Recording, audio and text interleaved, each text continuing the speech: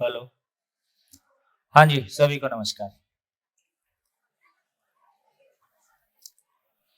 चलिए।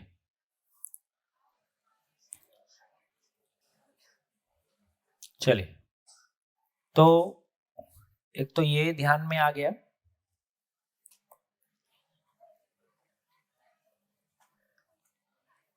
इसको शरीर बोल रहे हैं। और बेसिकली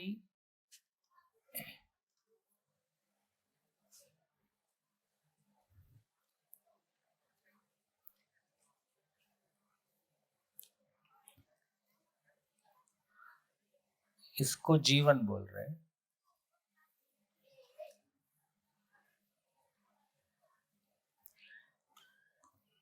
और शरीर में जो ब्रेन है,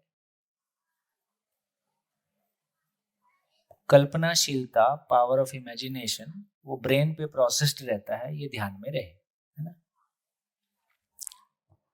और ये शरीर के माध्यम से हम कार्य और व्यवहार करते हैं। सही व्यवहार हो जाए तो उभय तृप्ति हो जाए, दोनों तृप्त हों और हमेशा तृप्त रहें, इसका नाम न्याय है। तो हम व्यवहार ठीक से करते हैं तो न्याय प्रमाणित हुआ। हम कार्य ठीक से करते हैं तो प्रकृति में संतुलन, प्रकृति में संतुलन पूर्वक परिवार में समृद्धि।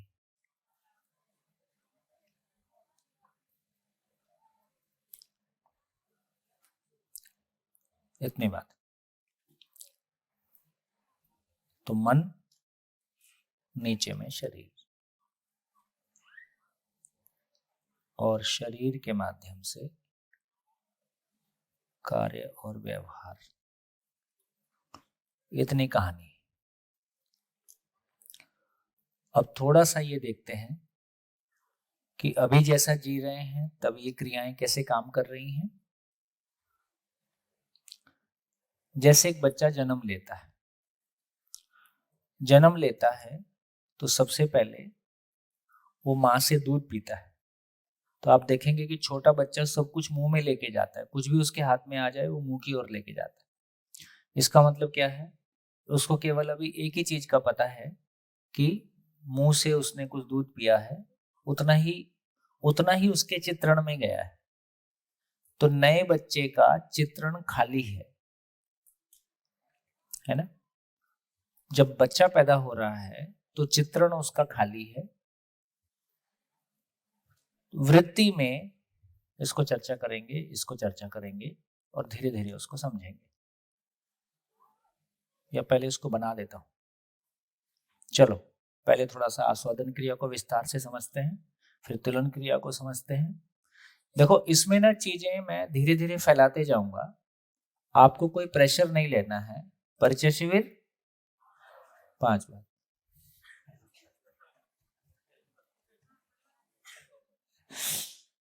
तो 5 बार में कम से कम ये सारी जितने कॉन्सेप्ट आ रहे हैं, एक बार देखते हैं तो कुछ कॉन्सेप्ट हमारे ध्यान में आ जाता है, अगली बार में कुछ और कॉन्सेप्ट हमारे ध्यान में आ जाता है, अगली बार 2 कॉन्सेप्ट आपस में जुड़ जाते हैं। तो ये कनेक्शन धीरे धीरे बनता है। लेकिन सार इतना ही है कि पहला शिविर करने के बाद में रुकना नहीं है, 1 साल को अध्ययन वर्ष घोषित करना है। पहला प्यार अलग टाइप का होता है। यदि पहले प्यार में, है ना, रंग नहीं चढ़ा तो फिर दूसरा प्यार बहुत मुश्किल है। तो पहले शिविर करने से जो हमारी विंडो कई सारी खुलती हैं, बहुत सारी जगह में हम चमत्कृत होते हैं, बहुत सारा हमारा भाव और विचार किसी एक थोड़ी आराम को महसूस करता है। इसको बनाए रखने की आगे जिम्मेदारी आपकी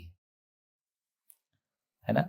शिविर को ऑर्गेनाइज करना, शिविर डिलीवर करने का एक काम मान लो एक टीम ने किया, लेकिन आगे आपकी गति को बनाए रखना ये आपकी जिम्मेदारी है। और जितने भी लोग वीकली मीटिंग में, वीकली आपस में 10 लोग नहीं मिल पाए, और हर वीक में ये मोमेंटम आपका रहेगा कि मेरे को वीक में मिलना है तो कुछ शेयर करना है, तो डेली भी हम कुछ सुनेंगे, देखेंगे, समझेंगे, तो हमारे पास जब वीक में मिलेंगे तो कुछ मटेरियल होगा।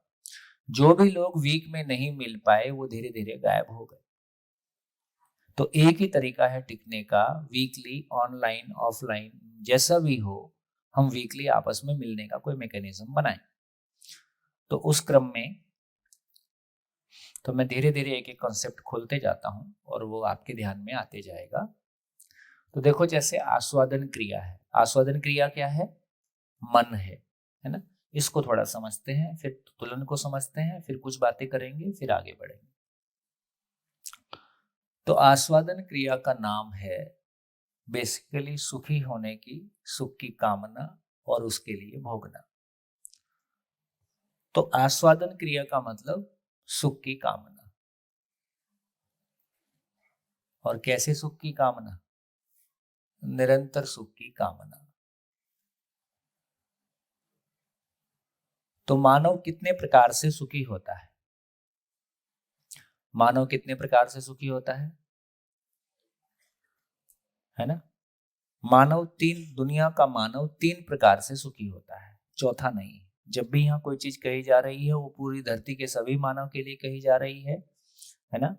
और आप असहमत होने का कोशिश बनाए ही रखें समझने की जिम्मेदारी के साथ। तो ये कह रहे हैं कि मानव 3 प्रकार से सुखी होता है। एक है जिसको बोल रहे हैं रुचि मूलक आस्वादन, रुचि मूलक आस्वादन। दूसरा है मूल्य मूलक आस्वादन। तीसरा है लक्ष्य मूलक आस्वादन। रुचि मूलक का मतलब है कि जब मैं इंद्रियों में सुख तलाशता हूं तो ये रुचि मूलक है। जब मैं संबंध में सुख तलाशता हूं तो ये मूल्य मूलक है। जब मैं कुछ पाना चाहता हूं, वो पाने से, जो जिसको पाना चाहता हूं उसको अपना लक्ष्य मानता हूं, उससे सुख तलाशता हूं, तब एक बात है। यदि इसी बात को देखें तो जब मैं जिंदा रहने को जीना मानता हूं, स्वयं को शरीर मानता हूं, तो जिंदा रहने के स्वरूप में मेरा आस्वादन एक प्रकार से काम करता है। जब मैं संज्ञानशीलता को पा जाता हूं, जीने को पा जाता हूं, जीने के स्वरूप में होता हूं, तब आस्वादन एक प्रकार से काम करता है।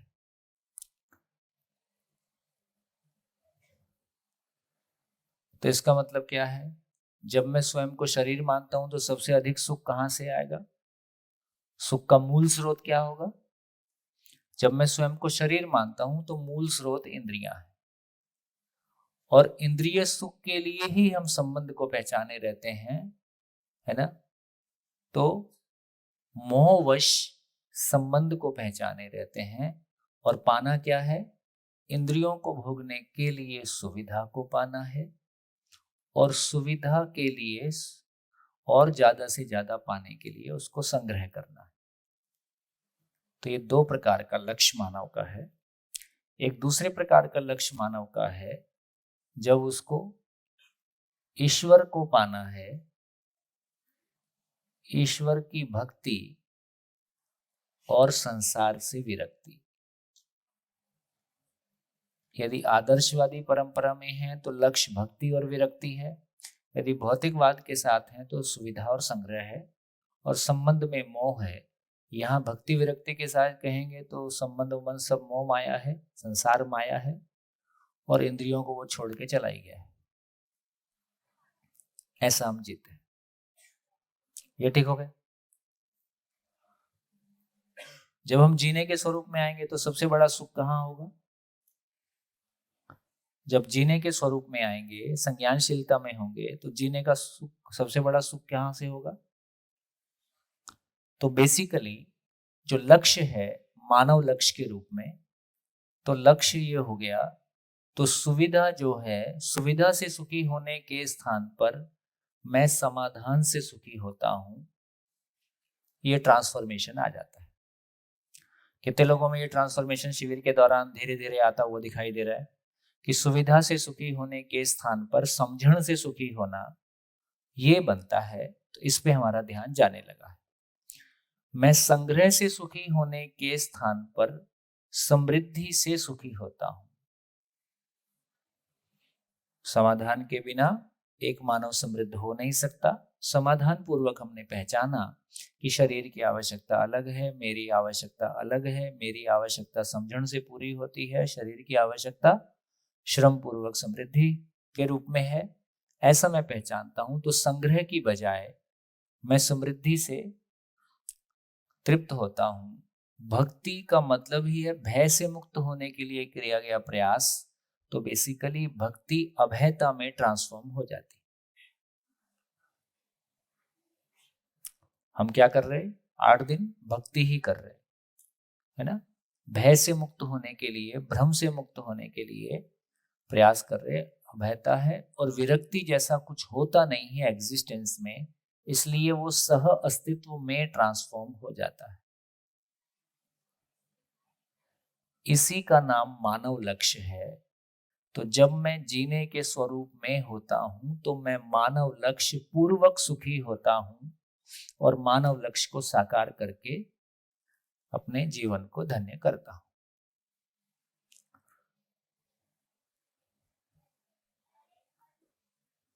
ये ध्यान में आ गया?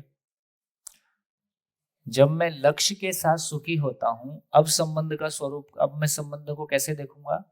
जिंदा रहने के धरातल पर संबंध को कैसे देख रहा हूं? जिंदा रहने के धरातल पर संबंध कैसे परिभाषित होता है? शरीर के आधार पर। और जीने के स्वरूप में संबंध कैसे परिभाषित होता है? व्यवस्था के आधार पर, है ना। संपूर्ण व्यवस्था के अर्थ में सभी इकाइयां एक दूसरे के साथ जुड़ी हुई हैं, मैं ऐसा पहचानने लगता हूं, तो संबंध जो है, मोह जो है, मूल्य में ट्रांसफॉर्म हो जाता है। मूल्य का मतलब शाश्वत भाव, निरंतर भाव। और अब इंद्रियों का क्या होगा? अब इंद्रिय सुख का क्या होगा? तो कहा कि इंद्रियां नियंत्रित रहती हैं, नियंत्रित रहती हैं। इस जगह में हम पहुंच गए।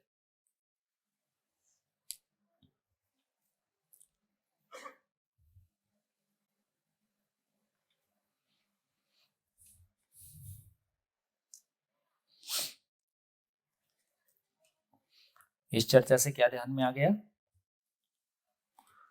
कि मानव इस दुनिया में, हर मानव 3 प्रकार से सुख भोग रहे हैं।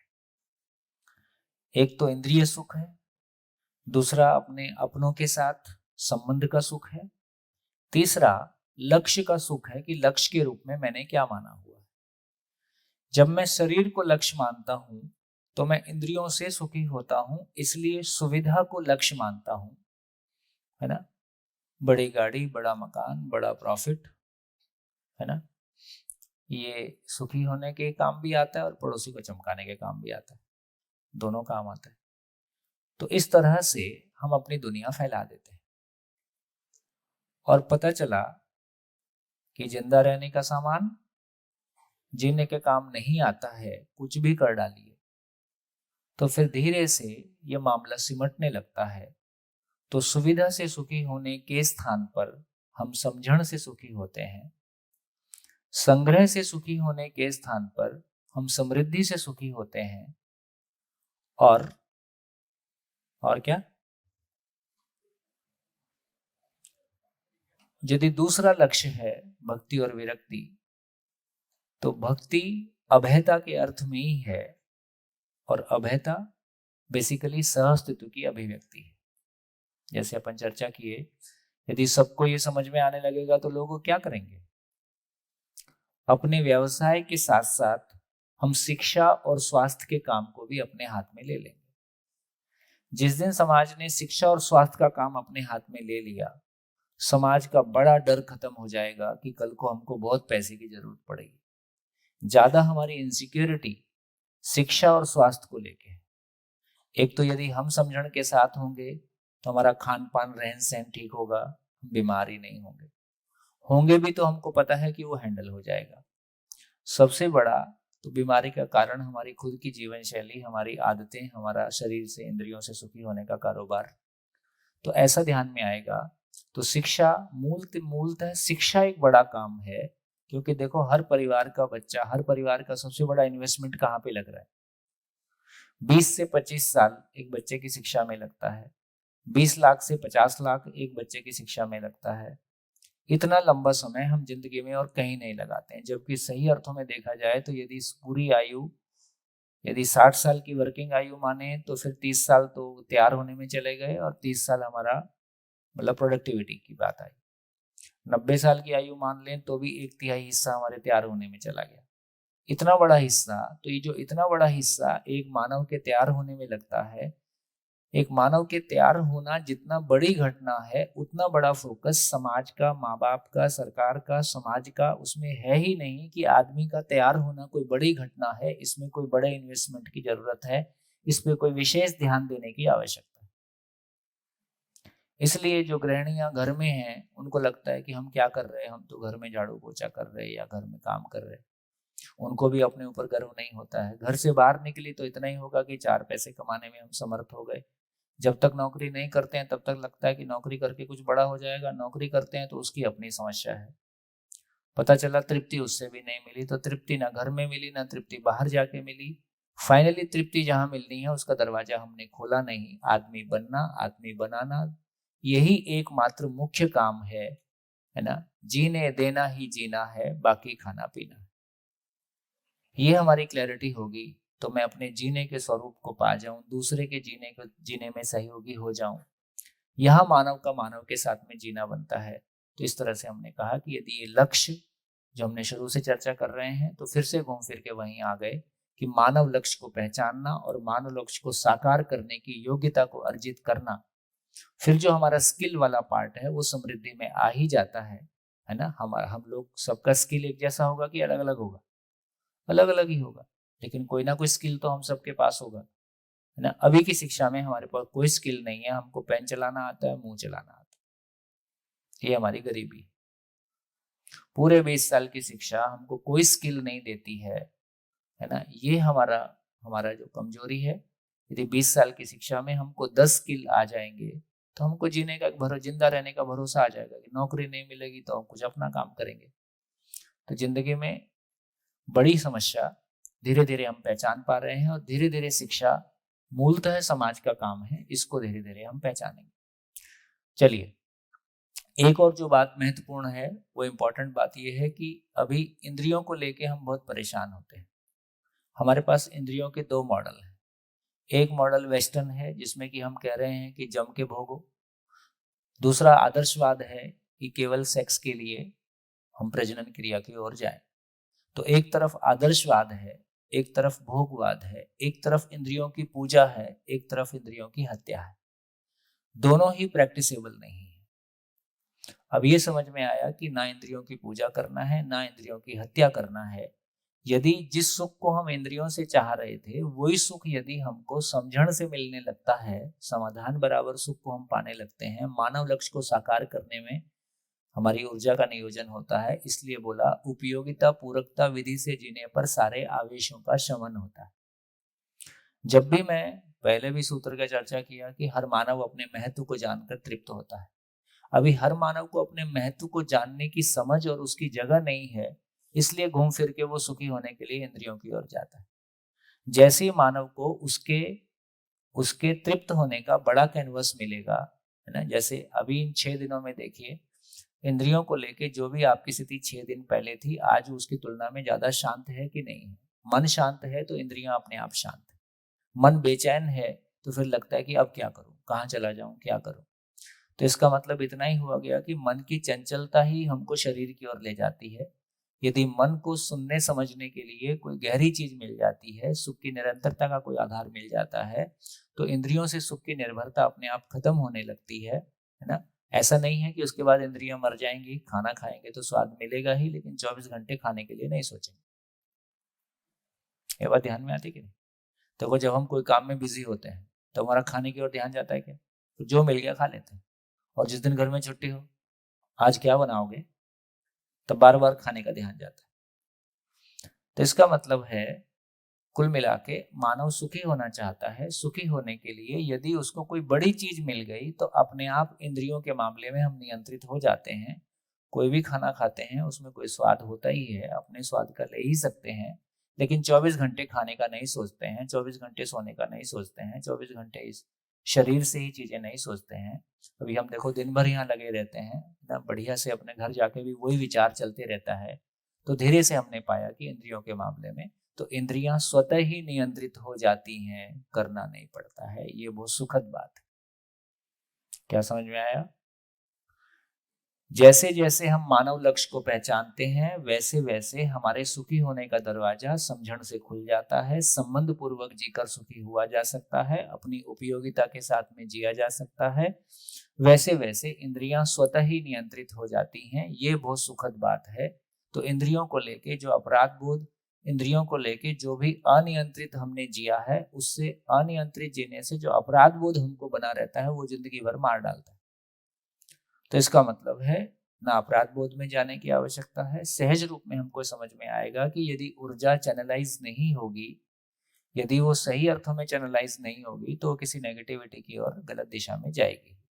तो यहाँ से एक सुंदर बात निकल के आई कि संज्ञानशीलता के प्रकाश में संवेदनाएं नियंत्रित रहती हैं। बढ़िया, ये एक बहुत शानदार कॉन्सेप्ट है। यदि पूरे दर्शन का निचोड़ कहा जाए तो संज्ञानशीलता के प्रकाश में संवेदनाएं नियंत्रित रहती हैं। ना इंद्रियों की हत्या करना है, ना इंद्रियों की पूजा करना है, ना गलतियों से। अभी मेरे को किसी ने व्हाट्सएप किया था, मैं देख रहा था ब्रेक में, तो आर्य समाज का कोई ग्रंथ से कोई उदाहरण लेके कह रहे थे कि मानव दंड से ही केवल गलतियों से मुक्त हो सकता है, इसलिए ईश्वर के दंड को याद रखो। इसलिए फिर मानव भी एक दूसरे को दंडित कर ही सकता है। समाज के भय से ही हम गलतियों से मुक्त होंगे, जबकि ये सारे प्रयोग करके हमने देख लिए हम नहीं हुए हैं। तो मानव दंड से गलतियों से मुक्त नहीं हो सकता, मानव भय से गलतियों से मुक्त नहीं हो सकता है ना? क्या दंड दिया जाए आपको कि बताओ आपके मन में बुरे विचार नहीं आए? ये नहीं रुक सकता। तो फिर से सूत्र वही है, भय प्रलोभन आस्था से मानव को नियंत्रित नहीं किया जा सकता। मानव के साथ केवल सहअस्तित्व पूर्वक जिया जा सकता। हमारे परिवारों में हमने देखा है ना, हमारे बड़े भाई थे, उन्होंने किसी समय में घोषणा कर दी, कजिन बड़े भाई थे, घोषणा कर दिया हफ्ते में 2 पिक्चर देखूंगा तो ही पढ़ूंगा कॉलेज में आके। तो चारों भाइयों ने उसको पकड़ के बांध के मार, अकेला भाई उसको तगड़ा बहुत था वो, और जवान बच्चे की पिटाई करनी है, दंड देना है ताकि वो ठीक हो सके। तो चारों भाइयों ने मिलके पीटा। इसका सब काम हमने अपनी आंखों से देखे। तो मात्र 40 साल पहले एक माँ बाप जब अपने बच्चे का एडमिशन स्कूल में करा के आते थे तो टीचर को बोलते थे चमड़ी तुम्हारी दमड़ी हमारी, मार पीट के सीधा कर दो। और जेब पिटाई का दौर था, क्लास में मुर्गा बनाना, मुर्गा बना के ऊपर कॉपी रख देना और उल्टे हाथ करके उस पे वो स्केल से, है ना, नए नए प्रकार के तरीके थे। ये सारे तरीके मात्र 30 साल में गायब हो गए। आज पूरे देश में कोई भी टीचर हाथ में डंडा रख के पढ़ाए, ये अलाउड ही नहीं। आज बहुत सारे देशों में यदि माँ बाप ने बच्चों को मारा तो बच्चे केस कर सकते हैं। भारत में भी मेरे ख्याल से वो स्थिति आ गई। इसका मतलब ये हुआ कि हम इस निष्कर्ष पे पहुंचे कि आदमी को मारपीट के ठीक नहीं किया जा सकता, आदमी को लालच से भी ठीक नहीं किया जा सकता, आदमी को आस्था से किसी हद तक नियंत्रित किया जा सकता है, उसके एक्शंस को नियंत्रित किया जा सकता है, लेकिन उसके भाव और विचार तो भी नियंत्रित नहीं होते।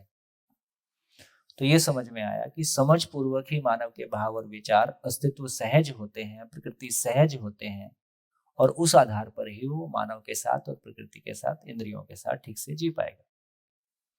तो यहाँ कोई जोर जबरदस्ती वाला काम नहीं है, कुछ भी मानने के लिए नहीं कहा गया, कुछ भी छोड़ने के लिए नहीं कहा, किसी प्रकार का उपदेश नहीं दिया गया, उसके बाद भी सुनने में मन लगता है कि नहीं, है ना? तो ये एक सकारात्मक तरीका निकल के आया आज अपने बच्चों के साथ बात करने का, अपने परिवार में, अपने एम्प्लॉइज के साथ, सभी के साथ चलने का, कि मानव भय प्रलोभन आस्था से नियंत्रित नहीं होता है ना? मानव के साथ सहअस्तित्व पूर्वक जिया जा सकता है, इसके अलावा कोई तरीका नहीं है मानव के साथ में चलने। तो हमने देखा कि किस तरह से जब हम स्वयं को शरीर मानते हैं तब हम आस्वादन क्रिया कैसे काम करती है। अभी एक क्रिया की बात हो रही है, तो आस्वादन क्रिया कैसे काम करती है उसको हमने देखा। जब हम शरीर मानते हैं तो कैसे काम करती है, जब हम जीने के स्वरूप में जाते हैं तो कैसे काम करती है। हाँ जी। विरक्ति का मतलब है कि संसार से विरक्त होके जीना है, व्यवहार से विरक्त होके जीना है, इसको साधना के लिए अनुकूलता माना गया। तो अब ये कह रहे हैं कि अस्तित्व सहअस्तित्व है, इसलिए विरक्ति जैसा कुछ होता नहीं है, अकेलेपन जैसा कुछ होता नहीं है। अकेला, विरक्ति, ये सारे शब्द किसी काम के नहीं है। फाइनली सहअस्तित्व ही होता है, और सहअस्तित्व को समझना होता है, सहअस्तित्व पूर्वक जीना होता है। इसलिए विरक्ति की आवश्यकता नहीं है, सहअस्तित्व पूर्वक जीने की आवश्यकता। चलिए तो तुलन क्रिया खोल के देखते हैं, तुलन क्रिया में क्या निकलता है। तुलन का मतलब है कंपैरिजन। जब हम कंपेयर करते हैं तो उसमें कोई दृष्टि होती है, तो बेसिकली हमारा वो तुलन क्रिया कोई दृष्टिकोण है, कोई नजरिया है, एटीट्यूड है ना। तो दुनिया के सभी लोगों में कितने प्रकार का नजरिया, कितने प्रकार का एटीट्यूड हो सकता है, कितने प्रकार का व्यू पॉइंट हो सकता है ना, कितने प्रकार का हो सकता है। तो दुनिया के सारे लोगों में मात्र 6 प्रकार का हो सकता है। क्या? या तो मैं किसी चीज को प्रिय दृष्टि के आधार पर पसंद या नापसंद करता हूं। प्रिय का मतलब है शब्द, स्पर्श, रूप, रस, गंध। शब्द, स्पर्श, 5 ज्ञानेंद्रियां, शब्द, स्पर्श, रूप, रस और गंध। किसी चीज को सुन के पसंद या नापसंद करता हूँ, छू के पसंद या नापसंद करता हूँ, देख के पसंद या नापसंद करता हूँ, खा पी के पसंद या सूंघ के पसंद या नापसंद करता हूँ।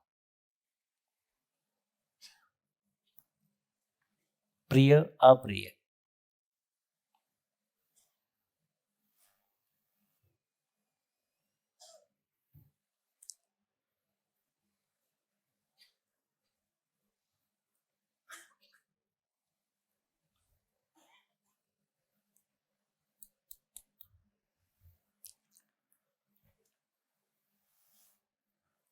जितना आप लिख रहे हो सब यहीं छोड़ के जाओगे। शिविर आयोजन में ये भी सबको मैसेज दिया जाए कि डायरीज अपनी लेके आए, क्योंकि यहाँ जितना भी ये पैड दिया जाता है ये सब यहीं घूम फिर के रह जाता है। आप अपनी डायरी लेके आएंगे तो उसको आप ठीक से मेंटेन करेंगे, और शिविर में वो इन्फॉर्मेशन है जो पूरी जिंदगी आपके काम आती है। इंपॉर्टेंट। हमने कभी पहला शिविर किया था, उसकी डायरी हमारे पास आज भी है।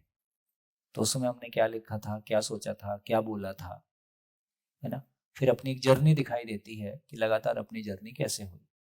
तो मेरे को लगता है कि ये बिल्कुल बैलेंस शीट टाइप है। तो अभी तक हमको शरीर और कंपनी और प्रॉफिट की बैलेंस शीट बनाने, अपनी खुशियों की भी बैलेंस शीट हो सकती है, अपनी जिंदगी की भी बैलेंस शीट हो सकती है। तो उस तरह से भी हम सोच सकते हैं कैसे हम इवॉल्व हुए। हाँ जी, आगे चलो। तो इस तरह से हमने देखा कि हम प्रिय दृष्टि के आधार पर कोई चीज को पसंद या पसंद करते हैं, हित दृष्टि के आधार पर भी कोई चीज को पसंद या ना। हित का मतलब है हमारा शरीर स्वस्थ रहे, इस अर्थ में कोई चीजों को पसंद या नापसंद करते हैं। लाभ का मतलब है, लाभ का मतलब है धन सापेक्ष। धन को लेके हम कोई चीज को पसंद या नापसंद करते हैं। फिर प्रिय हित लाभ न्याय। न्याय का मतलब है संबंध को लेकर हम कोई चीज को स्वीकार या अस्वीकार करते हैं। धर्म, जब न्याय के साथ में धर्म कह रहे हैं तो यहाँ मानव केंद्रित में है, तो मानव का धर्म सुखी होना है। तो बेसिकली सभी मानव का धर्म का मतलब है कि वो अखंड समाज हो जाएगा। धर्म मतलब अखंड समाज के अर्थ में है। और सत्य का मतलब है खाली स्थान। खाली स्थान का मतलब है सभी इकाइयां मूल ऊर्जा में ऊर्जित हैं। तो चारों अवस्थाएं यदि मुझको सत्य समझ में आता है तो चारों अवस्थाओं में संतुलन हो, ये मेरा समझने का प्रमाण है।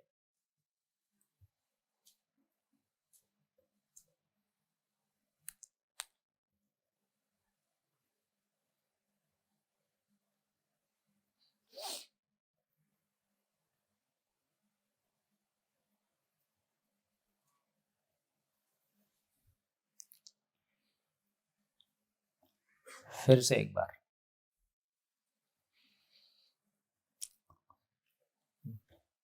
मेरे को चिंता ये रहती है कि आप नोट्स मत बनाते रह जाओ और फिर कॉपी यहीं छोड़ के जाओगे मेरे लिए।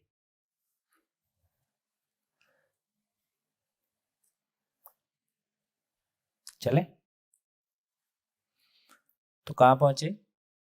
तुलन जो है 6 प्रकार का होता है। जब भी हम कोई चीज को पसंद या नापसंद करते हैं तो उसके मूल में हमारी 6 दृष्टियां होती हैं ज्यादा से ज्यादा। उसमें से एक दृष्टि है जिसको हम कह रहे हैं प्रिय दृष्टि। प्रिय दृष्टि का मतलब है जो 5 सेंसेस में अनुकूल या प्रतिकूल लगता है उसको हम प्रिय या अप्रिय बोलते हैं। दूसरी दृष्टि हित। हित का मतलब है जो शरीर के लिए अनुकूल या प्रतिकूल हो, शरीर के स्वस्थ रहने के अर्थ में है। तीसरी दृष्टि है जो लाभ के अर्थ में है। लाभ का मतलब धन के अर्थ में है। पैसा आएगा तो उसको स्वीकार किया जाए, पैसा नहीं आएगा तो उसको स्वीकार नहीं करना है। ऐसा जब हम करते हैं तो इसका नाम लाभ दृष्टि है। न्याय दृष्टि का मतलब संबंध की बात कर रहे हैं। मानव का मानव के साथ में संबंध, मानव का नेचर के साथ में संबंध। जब हम संबंध को ध्यान में रखकर निर्णय लेते हैं तो ये न्याय दृष्टि है। जब हम धर्म को ध्यान में रखकर निर्णय लेते हैं तो ये धर्म का मतलब, ये थोड़ा सा कनेक्शन ठीक से अपना बिठा के रखना है। मेरे को लगता है कि न्याय की चर्चा हमने काफी विस्तार से की है तो वह काफी सारे लोगों तक पहुंचा है। बार बार रिपीट इसलिए करता हूं ताकि स्थिर हो जाए आपके पास, है ना। न्याय का मतलब क्या हुआ? मानव लक्ष्य के अर्थ में अपनी उपयोगिता पूरकता को पहचानना और परस्पर तृप्ति के साथ में जीना। और अभी हम कैसे जी रहे? शरीर के अर्थ में संबंध को पहचानना, भोग पूर्वक जीना। ये दोनों में क्लैरिटी आ गई। जब हम न्याय धर्म सत्य बोल रहे हैं तो धर्म किसका? मानव का। तो मानव का धर्म क्या है? मानव सुख धर्मी है। ये आया था। मानव सुख धर्मी है तो सारे मानव सुख धर्मी हैं। सारे मानव अपने धर्म सहित हो गए तो क्या हो जाएगा? सारे मानव अपने धर्म को पहचान लिए। इसका प्रमाण क्या है? सारे मानव अपने धर्म को पहचान लिए तो इसका प्रमाण क्या है? ये समाज अखंड हो जाएगा, है ना। फिर हिंदू, मुस्लिम, सिख, ईसाई, जैन, बौद्ध, हिंदुस्तान, अमेरिका, अर्जेंटीना, अफ्रीका, क्या फर्क होगा फिर? मानव मानव में क्या अंतर होगा? मानव मानव में कोई अंतर नहीं। इतना ही होगा कि कोई काला दिखता होगा, कोई अफ्रीकन आदमी, है ना। अपनी शरीर हमारे अलग अलग होंगे पर सुखी होने की कामना तो हम सबकी एक है और नियम भी हम सबके लिए एक है और समझने की ताकत भी हम सबके पास समान है। यदि सभी अपने धर्म को पहचान पाए तो हम सभी एक समाज के रूप में होंगे जहां सभी मानव एक दूसरे को समानता की दृष्टि से देखेंगे, है ना। स्त्री पुरुष में समानता, मानव मानव में समानता। तो ऐसा धरती कैसा होगा? ऐसा धरती फिर one earth, one family, one future होगा। क्या लगता है, हो सकता है कि नहीं हो सकता? अब संभावना दिखाई देती है कि ये बाई एजुकेशन हो सकता है। तो ये धर्म रहा, न्याय धर्म। सत्य का मतलब क्या हुआ? अब मैं आपसे समझूंगा, न्याय धर्म सत्य आपको समझाना है ना। आओ, सत्य क्या कहा होगा? सत्य का मतलब क्या हुआ? सत्य क्या है? मूल ऊर्जा। सत्य क्या है? मूल ऊर्जा। मूल ऊर्जा क्या है? सभी इकाइयां मूल ऊर्जा में ऊर्जित हैं और ये चारों अवस्थाएं प्रकट हैं। मैं सत्य को समझाऊं, इसका प्रमाण क्या होगा? मैं सत्य को समझा हूं, इसका प्रमाण क्या होगा? इसका प्रमाण यह होगा कि मैं चारों अवस्थाओं के स्वभाव धर्म को समझता हूं। मैं चारों अवस्थाओं के स्वभाव धर्म को समझता हूं, इसका प्रमाण क्या होगा? चारों अवस्थाओं में संतुलन के साथ में जिएंगे। तो ये बात पकड़ के रखने की है। देखो, थोड़ा सा और ध्यान दिला देता हूं। अभी हम रोजमर्रा की जिंदगी में कितनी दृष्टि में जीते हैं? रोजमर्रा की जिंदगी में जब हम स्वयं को जिंदा मान के जी रहे हैं तो हम कितनी दृष्टियों के साथ में जीते हैं? हम केवल प्रिय हित लाभ के साथ में जीते हैं। हम प्रिय हित लाभ के साथ में जीते हैं। तो प्रिय हित लाभ जिंदा रहने के अर्थ में है और न्याय धर्म सत्य ये जीने के अर्थ में है।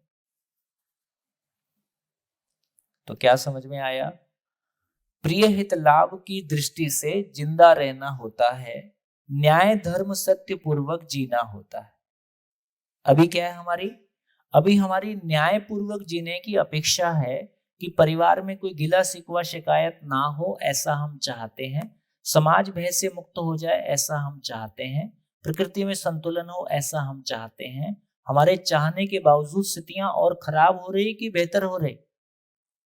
खराब हो रही। और हमारी सारी एजुकेशन के बावजूद स्थितियां खराब हो रही कि बेहतर हो रही? खराब हो रही। ये समझने की बात है। तो इससे ये समझ में आया कि बेसिकली 3 दृष्टियां जिंदा रहने के अर्थ में है, शरीर को बनाए रखने के अर्थ में है, न्याय धर्म सत्य जीने के अर्थ में है।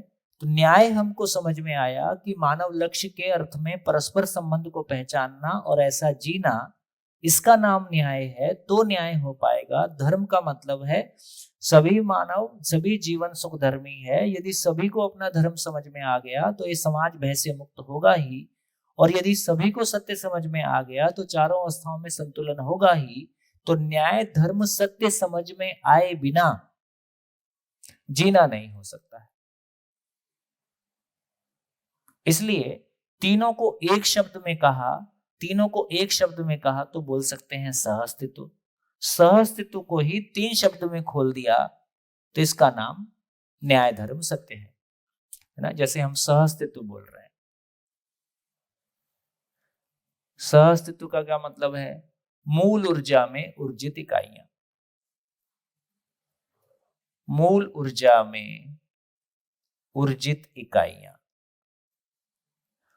और मूल ऊर्जा में ऊर्जित इकाइयां होने के आधार पे, है ना, मूल ऊर्जा में ऊर्जित इकाइयां अपनी पात्रता अनुसार ऊर्जित हैं और 4 अवस्थाएं प्रकट हैं। 4 अवस्थाएं प्रकट हो गई। उसमें मानव भी समझदारी के साथ जिएगा तो मानव भी हो गया। तो बेसिकली मूल ऊर्जा क्या है? सत्य। सत्य क्या है? मूल ऊर्जा।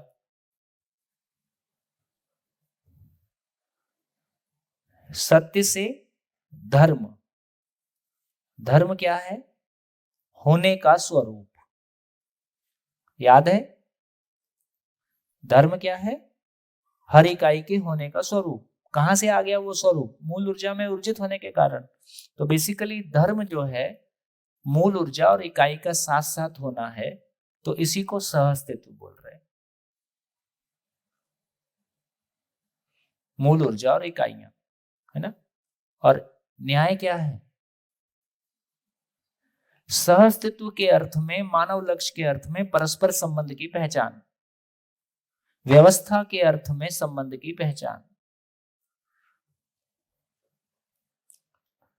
व्यवस्था के अर्थ में संबंध की पहचान और निर्वाह और उभय तृप्ति बराबर न्याय। ये कॉन्सेप्ट को बहुत क्लियरली पकड़ना है, क्योंकि मूल बात इतनी ही कह रहे हैं कि प्रिय हित लाभ के साथ जिंदा रहना होता है। न्याय धर्म सत्य पूर्वक जीना होता है। न्याय धर्म सत्य समझ में आना। सत्य का मतलब मूल ऊर्जा, धर्म का मतलब सहअस्तित्व पूर्वक सारी इकाइयां प्रकट हैं, और न्याय का मतलब है कि व्यवस्था के अर्थ में सभी इकाइयां आपस में संबंध को पहचानती हैं और सब कुछ बढ़िया चल रहा है। तो सहअस्तित्व जीना क्या है? सहअस्तित्व को समझना, सहअस्तित्व पूर्वक जीना। एक शब्द में बोले तो, 3 शब्द में बोले तो, न्याय धर्म सत्य को समझना, न्याय धर्म सत्य पूर्वक जीना।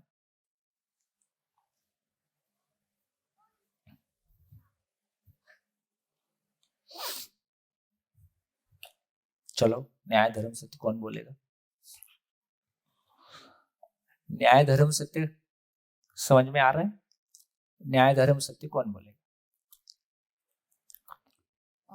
सर, हाँ मेरा एक क्वेश्चन है यहाँ पे हाँ कि अगर ये जो प्रिय हित और लाभ जो जिंदा रहने में आते हैं हाँ और न्याय धर्म सत्य है वो जीने के अर्थ में आते हैं, हाँ तो अगर समझो कि मेरे घर में मुझे किसी मेंबर को हेल्प करनी है, हाँ लेकिन मेरा स्वास्थ्य अभी ठीक नहीं है, हाँ, तो वहां पे मेरा हित जो है वो प्रायोरिटी में आएगा। बिल्कुल। तो वो तो फिर जिंदा होने में आ गया तो नहीं क्या नहीं मैंने सही नहीं किया? नहीं, इसका मतलब ये हुआ कि यदि मैं खुद जीने के स्वरूप में हूं, मैं समझदार मानव हूं, समझण के साथ हूं, और मेरा शरीर बीमार हो गया, हो ही सकता है, तो मेरा सोच विचार तो ठीक रहेगा नहीं रहेगा? तो मैं मेरे सोच विचार के साथ अपने परिवार के लोगों के साथ में इंटरेक्ट करूंगा, और वो भी समझदार होंगे तो मेरे शरीर की सेवा करेंगे। इसमें क्या दिक्कत है ना? अभी मेरा शरीर ठीक नहीं है और मैं भ्रमित मानव भी हूं, तो मैं सबके प्रति शिकायत करता हूं, सबको चिल्लाता हूं, तो लोग मेरे पास आएंगे कि और दूर भागेंगे? दूर भागेंगे, फिर मैं उनको और गाली दूंगा, वो और दूर भागेंगे और मैं सबको भगा के अकेला हो जाऊंगा। ऐसा ही हमने दुखद बुढ़ापा स्वीकार किया है। हम सेवा से कम थकते हैं, व्यवहार से ज्यादा थकते हैं। हम काम से नहीं थकते, हम थकते हैं आपसी व्यवहार से। उसमें जो पीड़ा है वो हमको थकाती है। चलो, न्याय धर्म सत्य कौन बोलेगा?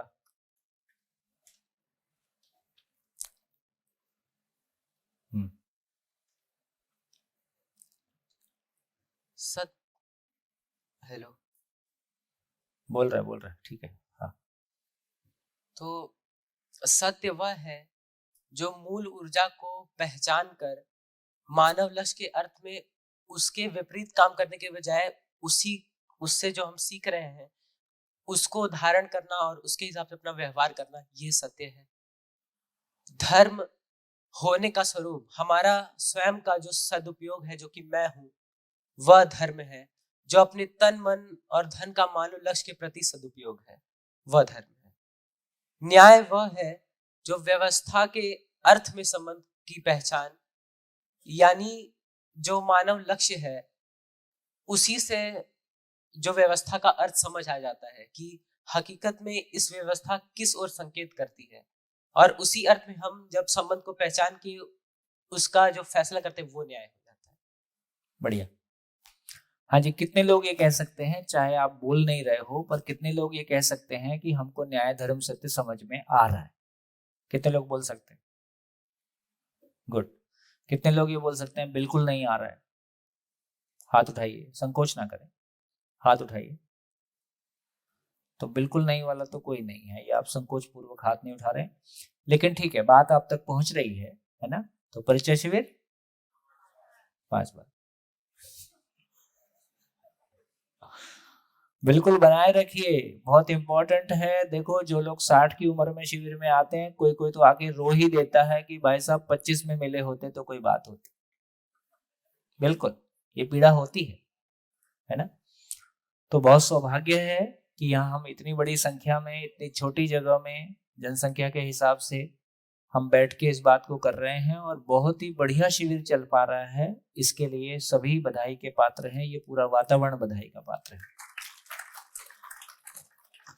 ये जो यहाँ उत्साह बना है, ये जो जिंदगी में एक आशा की किरण जगी है, अब ये चलती कैसे रहे, बनी कैसे रहे, इसके लिए लगातार थोड़ा सा कल और परसों में थोड़ा सा सोचिए, और थोड़ा सा जो विसनगर के लोग हैं वो कैसे और बढ़िया से ऑर्गेनाइज, क्योंकि विसनगर वालों को कम से कम ये है कि फिजिकली आपस में मिल सकते हैं वीकली, है ना? बाहर जो लोग हैं, बाहर से आए हैं, थोड़ा सा उनका भी अकाउंट सेटल करें कि कौन कौन कहाँ से हैं और कैसे वो चल सकते हैं, है ना?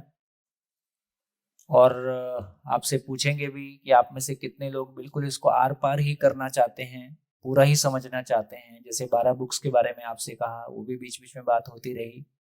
कितने लोगों की मनस्थिति परिस्थिति ऐसी है कि वो पूरा इसको समझने के लिए आगे बढ़ना चाहेंगे? हाथ उठाइए, है ना? तो ये भी थोड़ा सा देखने की जरूरत है कि सारा डाटा लेके और कैसे इसको प्रोसेस करेंगे।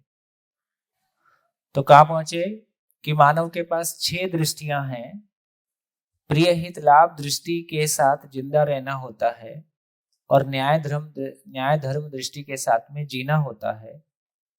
और जब जीने की समझ आ जाएगी तब प्रिय हित लाभ की दृष्टि रहेगी कि नहीं रहेगी? जब जीने की समझ आ जाएगी तब प्रिय हित लाभ का दृष्टि रहेगा कि नहीं रहेगा? रहेगा। तो न्याय धर्म सत्य की छाया में प्रिय हित लाभ की दृष्टि नियंत्रित रहेगा, अभी प्रिय हित लाभ की दृष्टि अनियंत्रित होता है। इसलिए ये बात बार बार हमारे ध्यान में आती है। संज्ञानशीलता के प्रकाश में संवेदनाएं नियंत्रित रहती हैं।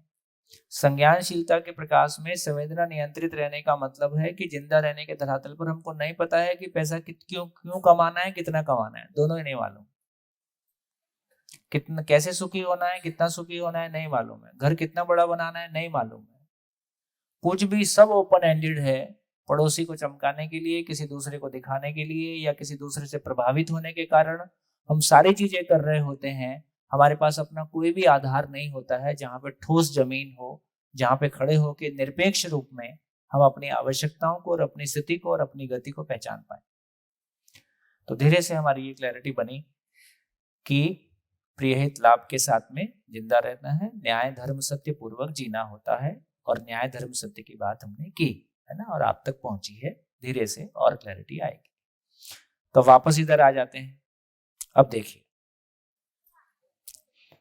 फिर से वहीं से शुरू करते हैं। हाँ जी, सभी एक साथ। अब कागज वागज बंद कर दो। हो गया सबका?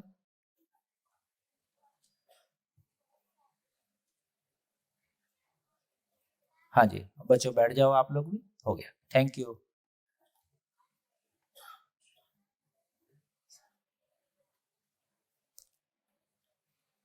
फिर से वहीं से शुरू करते हैं कि हम ये चर्चा कर रहे थे कि जब एक बच्चा पैदा होता है तो उसका चित्रण नहीं होता है। इसलिए आप देखेंगे कि पैदा हुआ बच्चा दूध पीता है और वो सब चीज मुंह की तरफ लेके जाता है, क्योंकि उसका एक ही चित्रण हो रखा है कि मुंह से कुछ होता है, मुंह से कोई स्वाद उसको मिलता है, उसकी भूख मिटती। लेकिन क्या वो क्लीन स्लेट है? क्लीन स्लेट नहीं है। इसका मतलब ये हुआ कि एक तो सार्वभौम अपेक्षाओं के रूप में जो भी बच्चा जन्म लेता है, वो बच्चा, सभी बच्चे जिज्ञासु होते हैं, अपने लिए न्याय चाहते हैं, अपने लिए न्याय चाहते हैं, अपने लिए। दूसरे को न्याय प्रदान करने की योग्यता नहीं है। सभी बच्चे सत्य वक्ता होते हैं, सभी बच्चे सही कार्य व्यवहार करना चाहते हैं। इसलिए हम उनको सिखा पाते हैं, वो सीख पाते हैं। ये कॉमन है सभी के लिए। लेकिन इसके बाद पर्सनल मामला भी साथ में है। पर्सनल मामला क्या है? शरीर छोड़ते समय शरीर यात्रा पूरी 2 भाग में समीक्षित होती है, 2 भाग में उसकी समरी होती है। एक भाग ये है जिसको कह रहे हैं कि स्वरूप कुरूप। स्वरूप कुरूप का मतलब है शरीर के रूप में जो उसको स्वीकार है उसकी स्वीकृति। जैसे कोई स्त्री शरीर चलाता है जीवन, और उसको स्त्री शरीर चलाने के लगता है कि नहीं, समाज में भेदभाव है और मेरे को स्त्री शरीर स्वीकार नहीं है, पुरुष शरीर स्वीकार है। तो ऐसे में उसके लिए पुरुष शरीर स्वरूप हो जाता है, स्त्री स्वरूप कुरूप। तो कोई शरीर कुरूप नहीं होता है, मेरी अस्वीकृति को कुरूप कह रहे हैं। तो इसका मतलब है कि अंतिम समय में शरीर छोड़ते समय कोई व्यक्ति कोई बहुत दीनहीन स्थितियों के साथ, किसी प्रतिक्रिया के साथ, किसी प्रभाव के साथ, यदि उस समय में पुरुष पशु शरीर को स्वीकारता है तो वो भी दरवाजा खुला है। तो सारा खेल किस बात का है? शरीर छोड़ते समय एक व्यक्ति किन मानसिक स्वीकृतियों के साथ है। यदि वो इस मानसिक स्वीकृति के साथ है कि ज्ञान कोई बड़ी चीज है, तो उसकी न्याय धर्म सत्य को लेके कोई दृष्टि की अपेक्षा पहले से ज्यादा प्रभावी रहेगी। है बात ध्यान में? जैसे कुछ बच्चे जन्म से ही भौतिकता की तरफ बहुत आकर्षण नहीं है, छोटी उम्र से ही ज्ञान को लेके या किन्हीं इस तरह की चीजों को लेके, इंद्रियों के मामले में या खान पीन के मामले में थोड़ा संयमित दिखाई देते हैं बाकी की तुलना में, या दिखावा वगैरह को लेके उनकी ऐसी मानसिकता ज्यादा नहीं रहती। कुछ बच्चों में ये मानसिकता बहुत ज्यादा दिखाई देती है। तो इसका मतलब ये समझ में आया कि जीवन पीछे से भी किन्हीं स्वीकृतियों के साथ है। जैसी उसकी स्वीकृतियां हैं वैसा वो बिहेव करता है। यदि एक बच्चे की स्वीकृतियां नकारात्मक भी हैं, है ना, और यदि उसको पॉजिटिव माहौल मिल जाता है तो उस पॉजिटिव माहौल में उसकी नकारात्मक स्वीकृतियां भी विलय हो जाती। और यदि एक बच्चा बहुत पॉजिटिव स्वीकृतियों के साथ है और वातावरण में उसकी पॉजिटिव स्वीकृतियों का पोषण नहीं होता है, तो कोई समय के बाद वो अपने वातावरण को लांघ के उससे आगे निकल जाता है, उसको नकार के उससे आगे चला जाता है ना। जैसे ऐसे बच्चे हमको अपने परिवारों में दिखते ही हैं, परिवार मांसाहारी है, बच्चा मांस को हाथ नहीं लगाता, तो परिवार के वातावरण के बावजूद भी बच्चे को वो स्वीकार नहीं है ना। ऐसे तमाम एग्जाम्पल हमको मिल जाएंगे। तो इससे ये समझ में आया कि एक चीज बच्चे में वो है जो सर्व मानव अपेक्षा है या जो सभी बच्चों में कॉमन है, जिसको हम कह रहे हैं कि जिज्ञासु है, न्याय का याचक है, वगैरह वगैरह। दूसरा, उसके साथ ये अपनी जर्नी है, और जैसे जैसे उसकी उम्र बड़ी होती है वैसे वैसे उसका अपना जो संस्कार है, अपनी जो यात्रा है, वो व्यक्त होने लगती है। तो किसी समय तक बच्चा परिवार के प्रभाव में, माँ बाप के प्रभाव में, वातावरण के प्रभाव में रहता है, और किसी उम्र में आने के बाद में या तो उन परिवार के वातावरण को नकार के अपनी स्वीकृतियों के साथ चल देता है या उसी स्वीकृतियों में शामिल हो जाता है। तो इससे एक बात पे हमारा ध्यान चला गया कि ये यात्रा निरंतर यात्रा है।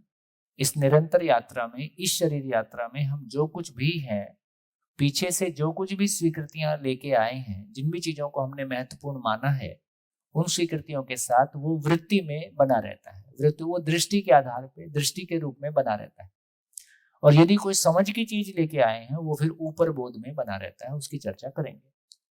तो इससे एक बात ये हुआ कि जन्म से बच्चे का चित्रण 0 होता है, और वो धीरे धीरे जैसे जैसे दूध पीता है, गिरता है, सोता है, खाता है, सीखता है, चित्रण भरते जाता है। तो एक बात ये समझ में आई कि एक स्थिति ये है कि उसने कोई चीज को अपने वातावरण में स्वीकारा, उसने दूध पिया, खेला कूदा, जो कुछ भी किया, उसका आस्वादन किया। जिसका आस्वादन किया उसका विश्लेषण पूर्वक, तुलन पूर्वक चित्रण में स्टोर हो गया। तो चित्रण क्या है? मेरी फिजिकल मेमोरी का स्टॉक हाउस है। जितना भी सुख दुख मैंने पाया है, तो बेसिकली सारी मेमोरी चित्रण में रहता है। चित्रण के पास ये भी ताकत है कि जितना चित्र वो लेता है, वो चित्र ग्रहण करता है और उन्हीं चित्रों को जोड़ के नए चित्र भी बनाता है। जैसे मैंने किसी का 2 BHK मकान देखा, फिर 3-4 2 BHK 3 BHK देख लिए, उनको मिला के मैंने एक नया डिजाइन बना लिया। ये भी हम करते हैं। तो चित्र ग्रहण और चित्र रचना, ये दोनों काम चित्रण करता है। तो इसका मतलब है कि जो कुछ भी सुख दुख आज तक मैंने पाया है, भौतिक से, भावनात्मक से, संबंध से, ज्ञान से, वो सब का एक जो स्वीकृति है, चित्रण है, वो जीवन में बना रहता है। इस तरह से चित्रण इकट्ठा होते रहता है। और वृत्ति में उसकी दृष्टि, कोई लोग में न्याय धर्म सत्य की अपेक्षा बहुत ज्यादा रहती है। जैसे कोई लोगों में परिवार में सबके साथ न्याय हो, ये काफी डोमिनेंट रहता है। कुछ लोगों में मेरे लिए ठीक हो जाए, दूसरे के लिए नहीं भी होगा तो चलेगा, ऐसा भी हम परिवार में देखते हैं। तो इस प्रकार वो तुलन की दृष्टि के साथ काम करता है। तो मैंने कहा कि एक तो सारा चित्रण इकट्ठा होता गया। अब ये चित्रण कितना सारा इकट्ठा हो गया? अभी ये सारा चित्रण कैसा है? अभी लगभग ये चित्रण जिंदा रहने के धरातल पर सामान से सम्मान की तलाश में है और सुविधा से सुख की तलाश में है। अभी का चित्रण ऐसा है। फिर दूसरी स्थिति क्या हुई? अब मेरा एक चित्रण बन गया कि मेरे को ऐसी सुविधा से मैं सुखी होऊंगा। तो जैसी सुविधा से मैं सुखी होऊंगा, से फॉर एग्जाम्पल कोई भी एग्जाम्पल ले लो, हाँ, गाड़ी। कोई भी एक प्रकार की गाड़ी से मैं सुखी होऊंगा तो उस गाड़ी का चित्रण बन गया। उस गाड़ी का चित्रण बनते ही अब ये गाड़ी का चित्रण बन गया तो गाड़ी का मतलब कौन सी दृष्टि है? गाड़ी मतलब कौन सी दृष्टि? प्रिय दृष्टि। एक गाड़ी में कोई एक गाड़ी को लेते समय हमारी प्रिय दृष्टि भी हो सकती है। एक गाड़ी को लेते समय हमारे शरीर के स्वास्थ्य का भी ख्याल रख सकते हैं। एक गाड़ी को लेते समय हम धन का ख्याल भी रख सकते हैं। तो हमारी कई तरह से हो सकती है। जैसा दृष्टि होगा उसके आधार पे तुलन होगा, उसके आधार पे विश्लेषण होगा। जो तुलन विश्लेषण हो रहा है उसका आस्वादन हो ही रहा है और उस आस्वादन के आधार पर चयन होगा और उसके आधार पर गाड़ी लेने का निर्णय होगा। तो दो बातें समझ में आई। एक तो रोज मेरे अंदर नए चित्रण बाहर से अंदर जा रहे हैं। मैंने कोई पोस्टर देखा और पोस्टर अंदर छप गया। मैंने कोई लाल बत्ती की गाड़ी देखी, लाल बत्ती अंदर छप गई। मैंने किसी का बिजनेस, उसका टर्नओवर देखा, टर्नओवर अंदर छप गया। तो एक वो है जो मेरे अंदर, जो मैंने नीले से कहा, मैंने बाहर से उसको देखा, सुना, है ना, और उसका आस्वादन हुआ, विश्लेषण हुआ, तुलन पूर्वक चित्रित हो गया। ये बहुत सारा चित्रण जो इकट्ठा हो गया है, इसी में से कोई चित्रण उभरता है और मैं कहता हूं कि मैं इसको पालूंगा तो सुखी हो जाऊंगा। उसको पाने के लिए फिर जो लाल वाला किया है ऐसे चलता हुआ ये मैं एग्जीक्यूट करता हूं। तो दो बातें ध्यान में आ गई, कैसे नए चित्रण स्टोर होते हैं और कैसे पुराने चित्रण के आधार पर मैं सुखी होने के लिए कोई एग्जीक्यूशन करता रहता हूं। ये बात पहुंच गई? आगे चले। इसका मतलब ये हुआ कि अभी की हमारी दौड़ कैसी है? अभी की हमारी दौड़ कैसी है? अभी हमने कोई चित्रण बना लिया। जैसे हमने गाड़ी की बात की, गाड़ी का ही चित्रण बनाया।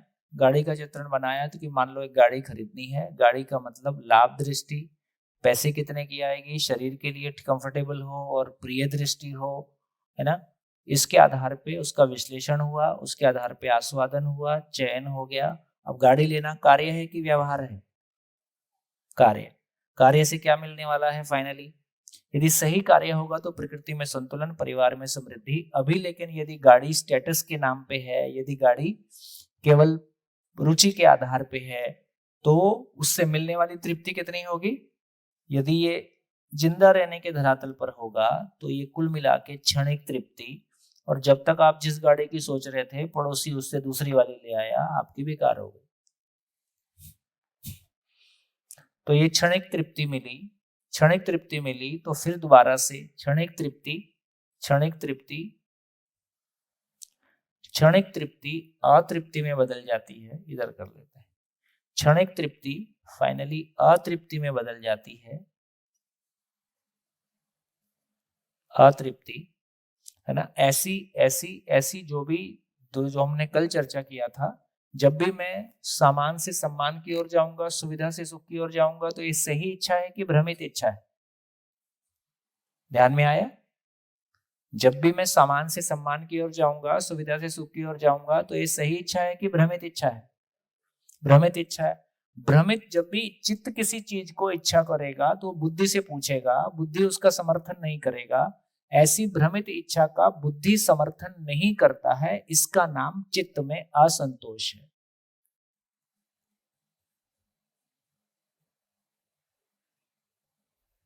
ये बात ध्यान में आ गई?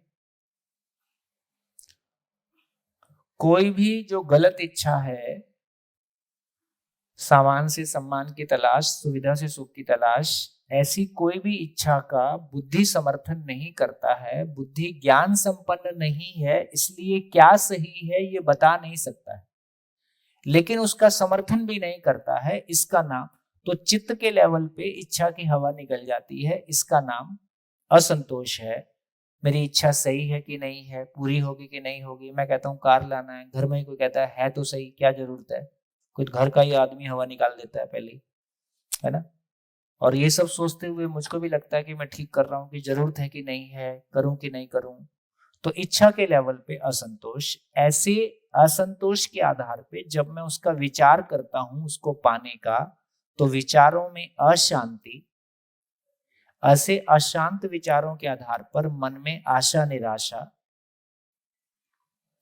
फिर भी इच्छा का दबाव है तो पूरा कर लिया, तो इच्छा के फल के लेवल पे अतृप्ति, तो फल के लेवल पे अतृप्ति, मन के लेवल पे आशा निराशा, चित्त के वृत्ति के लेवल पे अशांति, चित्त के लेवल पे असंतोष, ये हमारे अंदर, इसी को कभी हमको लगता है लो फील हो रहा है, इसी को लगता है कभी बोरियत लग रही है, इसी को लगता है तमाम जितनी भी नेगेटिविटी है वो उतनी ही है, क्योंकि फाइनली फल अतृप्ति के साथ में खत्म हो जाता है। क्षणिक तृप्ति की निरंतरता नहीं है, चाहत हमको निरंतरता की है, उसमें भी दूसरा प्रभावित हुआ ही नहीं है ना। मैं आपको मेरी बढ़िया कहानी सुना सकता हूँ, इंटरेस्टिंग कहानी। मैं 86 में इंजीनियरिंग कॉलेज में पढ़ता था, तो मेरे को लगता था कि मेरा कॉन्फिडेंस लेवल कम है, और उस समय इंडसूज की नई नई आई थी 100 सीसी बाइक, तो उसके बड़े बड़े पोस्टर लगे रहते थे, वो पोस्टर कहीं चिपक गया अंदर, उस पोस्टर को देख के कहीं ये आ गया कि अपने पास गाड़ी मोटरसाइकिल रहेगी तो बस कॉन्फिडेंस लेवल ठीक हो जाएगा और यार दोस्तों में अपनी इज्जत बढ़ जाएगी।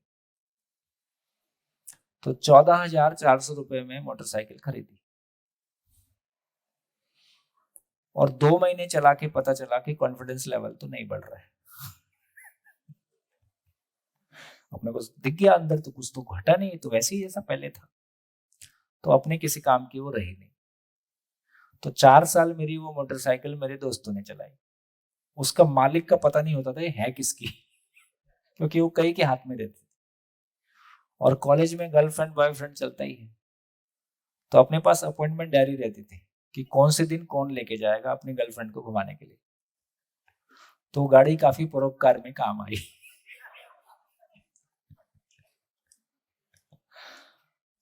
लेकिन उस घटना ने, उस समय मेरे पास ये भाषा नहीं थी दर्शन की, लेकिन उस घटना ने मेरे को ये बता दिया कि ये भौतिक चीजें अपने विश्वास का आधार नहीं है।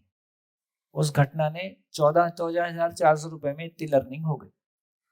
उसके बाद मैंने कभी भी साधन से सुखी होने की कामना नहीं की। तो मेरे को लगता है कि घटनाएं तो हम सबके साथ घटती हैं, वो ऑब्जर्वेशन हमारा नहीं होता है जो जिंदगी को छूता है। तो किन्हीं चीजों से सुखी दुखी हो जाने का कोई खास मतलब नहीं है।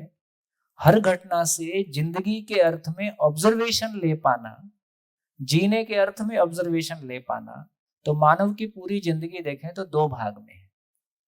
एक भाग है भ्रम की समीक्षा, दूसरा भाग है सही का मूल्यांकन।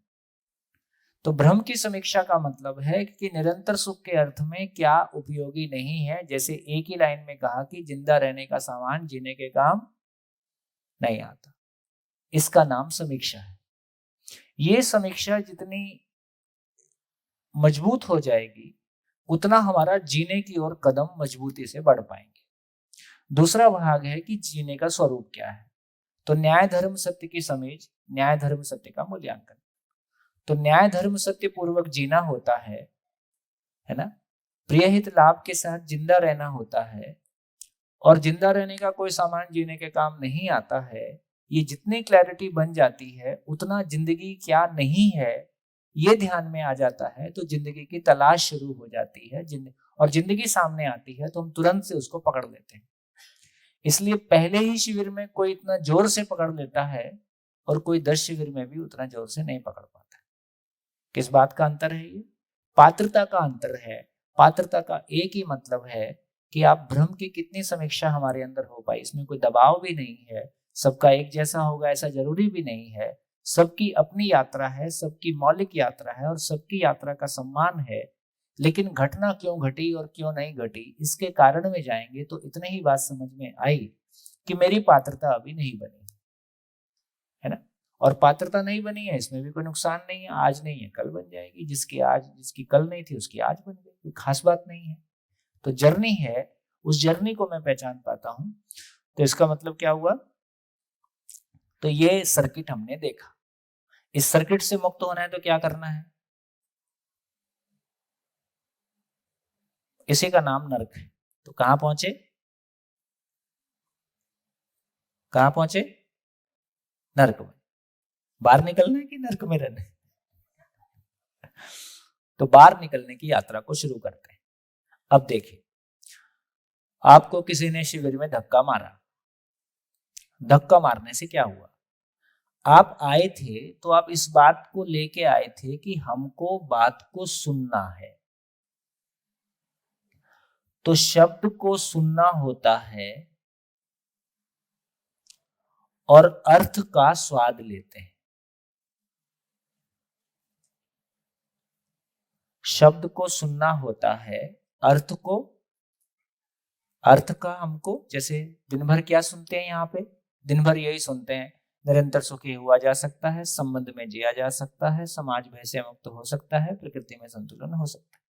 दिन भर यही सुनते हैं। दिन भर यही सुनने से वो हमको स्वीकार है, क्योंकि हम ये चाहते ही हैं, पहले से हमको पता ही है।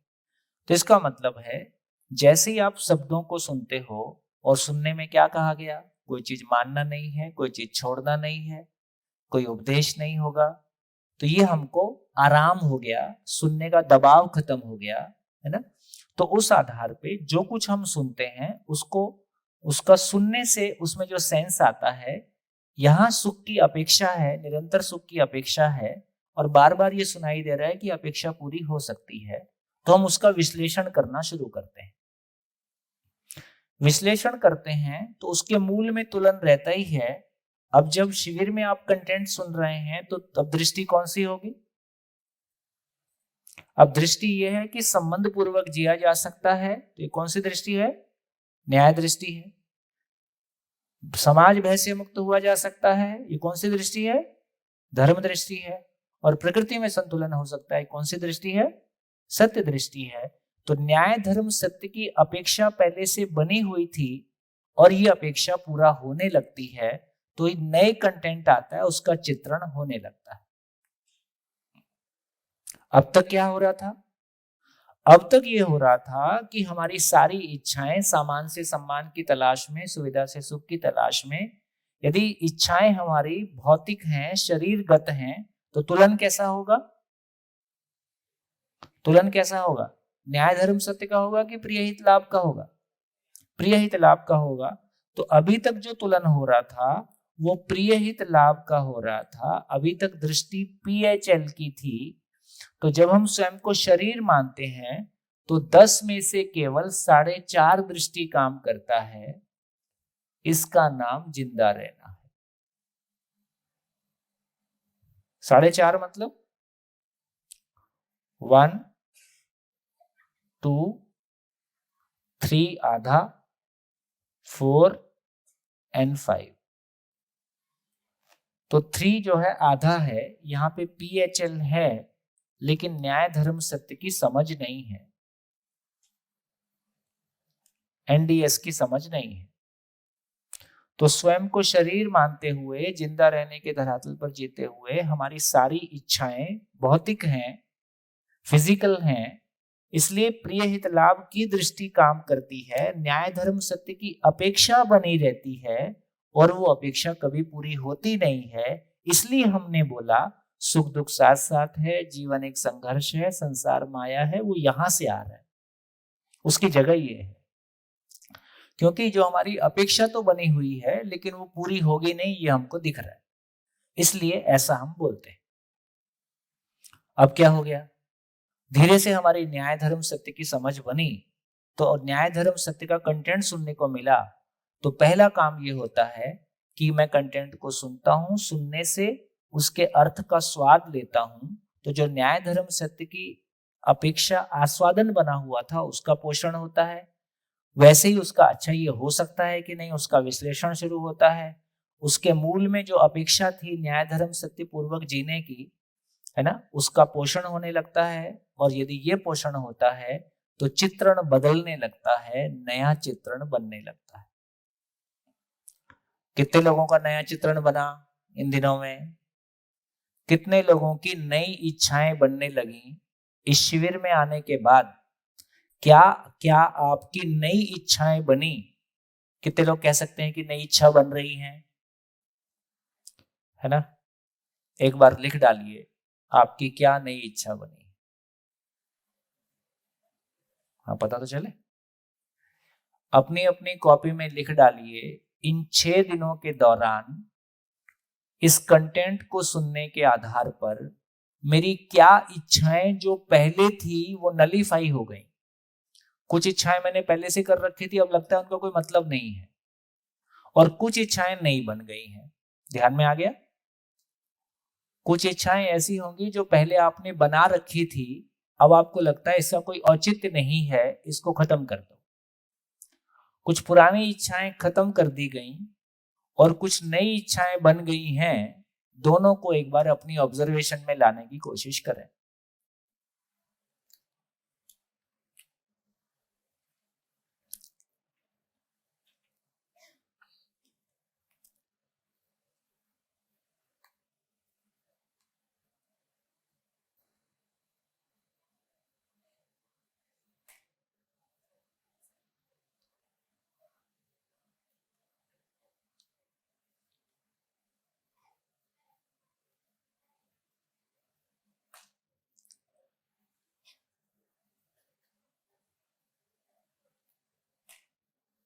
हाँ जी, हो गया। चलो, कुछ लोग शेयर कर सकते हैं क्या इच्छाएं बंद कर दी और कुछ नई इच्छाएं शुरू कर दी। माइक आगे। हाँ जी, लीजिए ओके पानी। सर नमस्कार। शिविर में आने के बाद 2-3 चीजें मैं साल भर पहले पिछला शिविर किया था, उसके बाद ध्यान कम जा पाया, लेकिन मैं बीच बीच में प्रयास करता रहा। उसके बाद जीने की उम्मीद में सकारात्मक प्रभाव पड़ा और निराशा दूर होने लगी। और दूसरा है कि ये एक समझ विकसित हुई कि तृप्तिपूर्ण जीवन जिया जा सकता है। पहले ये थी कि भाई ऐसी संभावनाएं नहीं है और दुख सुख साथ साथ ही जीना है। तीसरी है कि जिंदगी में जितनी जटिलताएं लगती थी है, उनमें हल्कापन आया है कि भाई जिंदगी इतनी जटिल नहीं है जितनी दिखाई दे रही है, हम बड़े आराम से भी जीवन जी सकते हैं। धन्यवाद। हाँ, ये आपका एक तरह से ऑब्जर्वेशन। अब इस ऑब्जर्वेशन के हिसाब से कार्यक्रम क्या निकला, करना क्या है आगे? इच्छा मतलब करना क्या है? अभी इस पे अभ्यास करना है और इस पे जैसे भाई हम जहाँ अपने भाव में फ्लक्चुएशन आ रहे हैं उस पे अपन अध्ययन करेंगे कि भाई हाँ। मूल कारण क्या है इसका, और हाँ। जब कारण पकड़ में आएगा तो अध्ययन करना नई इच्छा होगी। हाँ, अध्ययन करना और उस समस्या के समाधान तक पहुंच। ठीक है, बढ़िया बढ़िया। हाँ जी, मुंबई में है कुछ? माइक तो भैया। सर इसमें आपने ये सीखा कि भौतिक सुविधा वो अपना जिंदा रहने का कारण है, उसमें आप सुखी नहीं हो सकते। तो सुखी जब हो सकते हैं आप सुखी रहने का जो मार्ग है आपने जो बताया है कि भौतिक सुविधा, आप जब गाड़ी चाहिए, बंगला चाहिए, कपड़े चाहिए, दूसरों के चमकाने के लिए बड़ी गाड़ी चाहिए, ये अपना सुखी रहने का कारण नहीं है। जब ये अपना भौतिक सुविधा अपने जितना गरज है, जो खाना तो चाहिए, सोने के लिए मकान तो चाहिए, जितना आपने को आवश्यक है उसके साथ करो, और अपने पास जो बचा वो लोगों को जिंदा रहने के लिए, कोई गरीब है उस पर कोई शिविर ले सकता है। इसमें अभी समझ कुछ नहीं आया, इसमें अभी संवेदनशीलता है। हाँ। जो कुछ आप, इसलिए परिचय शिविर 5 बार। भैया मर्म पकड़ने के लिए कई जगह कई बार, क्योंकि हमारा वो पुराना कैसेट ही चलता रहता है, जो कुछ भी कहा जाता है उसको हम सही अर्थों में सुन पाए, सुनने की स्थिति आ जाए, इसके लिए 2-3 शिविर लग सकता है ना? हाँ जी। हाँ भैया। हाँ जी, कहाँ पे हो? हाँ, आपका शिविर करने के बाद पश्चात मध्यस्थ दर्शन को और गहराई में समझने की इच्छा हुई है, और इसके लिए 23 जून से 29 जून तक अछोटी छत्तीसगढ़ में श्री राम भैया का शिविर है। तो अभी तो मैं अपने बेटे और भतीजे के साथ आया हूँ, तो उस शिविर के लिए अपनी पत्नी और छोटे बच्चे के साथ और अपने भाई की पत्नी, भाई और उनकी बड़ी बेटी है, यानी 6 लोगों का रजिस्ट्रेशन हमने करा लिया है, रिजर्वेशन भी करा लिया है। बहुत ही बढ़िया। शानदार। तो ये काम हुआ है। दूसरा, इसके पहले अभी सुविधा को सम्मान मानना और दूसरों से प्रभावित होने की प्रवृत्ति रही है मेरे अंदर भी, अब वो प्रवृत्ति समाप्त हुई है और संज्ञानशीलता में जीने का अभ्यास करना है, ऐसा हमने प्रयास करना शुरू भी कर दिया है। और भौतिक वस्तु के बजाय संबंध ठीक कैसे रहें, संबंध में जीने का कैसे प्रयास हो, इसका अभ्यास करना। हाँ, देखिए फिर से क्लियर कर रहा हूँ कि यहाँ ये नहीं बोला जा रहा है कि न्यूनतम में जीना है, ऐसा नहीं कहा जा रहा है। सुविधा कम करना है, ये भी नहीं कहा जा रहा है। सुविधा का सदुपयोग करना है, ये कहा जा रहा है ना। और लक्ष्य के साथ जीना है, लक्ष्य के अनुरूप जीना है, ये कहा जा रहा है, ताकि कंफ्यूजन मत हो। हाँ जी बोलिए। हेलो भैया जी। मेरी ये इच्छा है ये शिविर करने के बाद हाँ कि हमारे में और हमारे बच्चों में हमें सही समझन विकसित करनी चाहिए हाँ। और फैमिली में हार्मनी के साथ रहना चाहिए। चाहिए में मतलब अभी इच्छा नहीं है। इच्छा है चाहिए लेकिन किसको, जो पड़ोसी को पूरा रहना है कि समझ- हमको रहना है? हमें ही उसके लिए रहना है। क्या करना है, ये हाँ। इच्छा है। ना, ये इच्छा है। उसके लिए ऐसा रहना है, उसके लिए कुछ करना है, उसके लिए कुछ तन मन धन लगाना है, ये इच्छा है। ये इच्छा हाँ है। जी, चाहिए इच्छा नहीं होती। हाँ। इस संपूर्ण को समझना है अध्ययन से, और मैं खुद अपने में भाव और विचार पूर्वक में जी पाऊं, भाव और विचार मेरे लिए भी सुखदायी हो, मैं खुद भी मानव बनूं और मेरे भाव और विचार मेरे लिए भी और दूसरों के लिए भी सुखदायी हो, और मैं भी मानव बनूं और दूसरे लोग भी मानव बने। उसके लिए मुझे ये संपूर्ण को समझना है और अध्ययन पूर्वक समझना है, इसमें आर पार होना है, यही मेरी इच्छा है। हेलो हेलो हेलो हेलो एक मिनट आप रुक जाइए। हाँ। तो मैंने भी 3-4 चीज लिख ली है जो ऑब्जेक्टिव कर दिया इच्छाओं को। हाँ। तो एक तो 3 बार शिविर करना है। गुड। आप 5 बार बोलो, मैं 3 बार लिख दिए, 3 बार तो मैं इतनी करूंगा। तो बार्गेनिंग हो सकती नमस्कार जी। है। एक मिनट, एक जन बोल रहे हैं। जो हम बोलते हैं कि पारिवारिक समृद्धि, हाँ। तो पारिवारिक समृद्धि का होना या उसकी तरफ जाना, परिवार को साथ में लेके डिस्कस करके कि पारिवारिक समृद्धि क्या हो सकती है परिवार की, ना कि मैं थोपूं कि समृद्धि का मतलब ये होता है। वो एक चीज मैंने सोचा है। अपने कर्मचारियों के प्रति मानव लक्ष्य से पेश होना और उसी तरह से मेरे आचरण से उनको अपने आप ज्ञान आ जावे, तो वो उम्मीद रखता हूँ। तो मैं अपने बर्ताव को भी उस तरह से थोड़ा बदलूं। अपनी बेटी को भी मतलब वो इंजीनियरिंग कर रही है जैसे आपने, तो प्रेशर आता है लोगों का कि IIT करो, ये करो, वो करो, तो बच्चे का ध्यान उस तरह भटक जाता है कि उसी IIT से 1 करोड़ पगार मिलेगा तो वो ही सुख का रास्ता है। तो कहाँ उसके साथ बैठ के समझाऊं कि वो तो समझदार है, वो तो समझ गई है कि वो रास्ता नहीं है, लेकिन उसका समझ को और कॉन्फिडेंस देने के लिए ये चीज अगर मैं उसके साथ बैठ के शेयर कर सकूं कि हाँ तेरा सोच बराबर ही है, बहुत बढ़िया, वो रूट बहुत नहीं है, तो वो एक चीज है जो मैं करना इसकी भी चाहता हूं। जरूरत है। हमारे बच्चे कई बार अच्छा सोच रहे होते हैं, लेकिन हम उनके साथ कंधे से कंधा मिला के खड़े नहीं हो पाते, तो ये भी एक पॉजिटिव पार्ट है। जी बहुत बढ़िया। हाँ जी, कोई और बीच में बोल रहे थे? नमस्कार। नमस्ते भैया, हाँ जी, माइक। मैं वो विसनगर से हूँ। कहाँ पे हो? हाँ हाँ हाँ हाँ जी। शिविर में आए उनसे पहले बहुत सारी इच्छाएं थी, बहुत लंबा चौड़ा लिस्ट था। मकान रिनोवेशन करवाना है, बच्चे को मास्टर तक पढ़ाना है, ये करना है, वो करना है, वो सब। लेकिन अब जो मैं 5-6 दिन से यहाँ शिविर में हूँ, तो इतना तो मन बना है कि जो भी है मेरे पास वो पर्याप्त है, और समाधान समझण से आगे बढ़ूं और जाया करूं। बहुत बढ़िया। देखिए वो मैं ना एक लोनावाला में शिविर किया था। वो क्या जगह थी लोनावाला के पास? नहीं, एक और थी। वो पहाड़ी है, उस पे बहुत सारे घर बने हुए हैं। हाँ वो नहीं वो अलग है। खैर, तो महाराष्ट्र गवर्नमेंट के बहुत सारे टीचर्स और अधिकारी थे। तो उसमें सबका फिर रिटायरमेंट प्लान था कि पुणे में घर बनाना है, मुंबई में घर बनाना। तो बहुत सारे लोगों ने शिविर के बाद ये शेयर किया, गांव में तो है ही है और बनाने की जरूरत क्या है।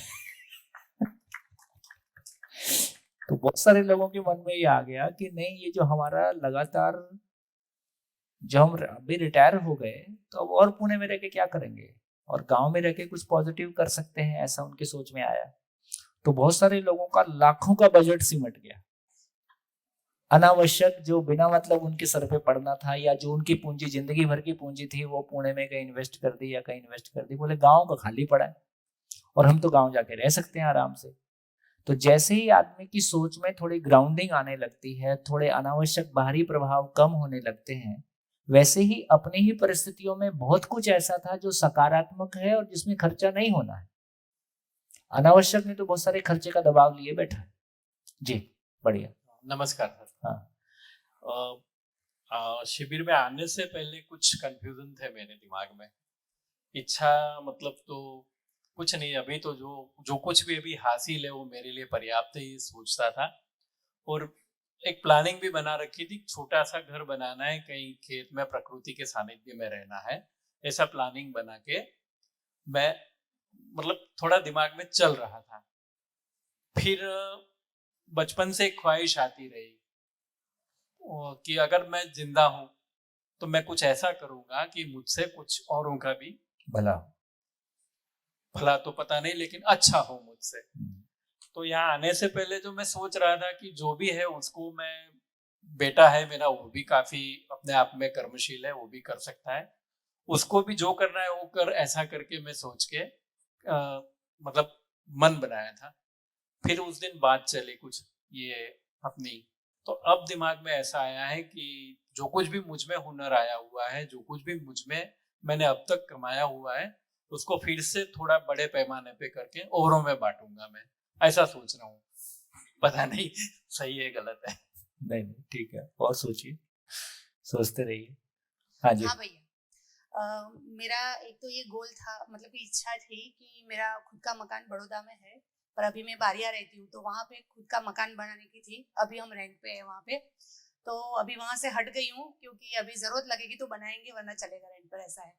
और दूसरा एक था कि पहले हम शरीर को देख रहे थे, तो वो शरीर को ही स्वस्थ रखने के बारे में हम ज़्यादा सोचते थे।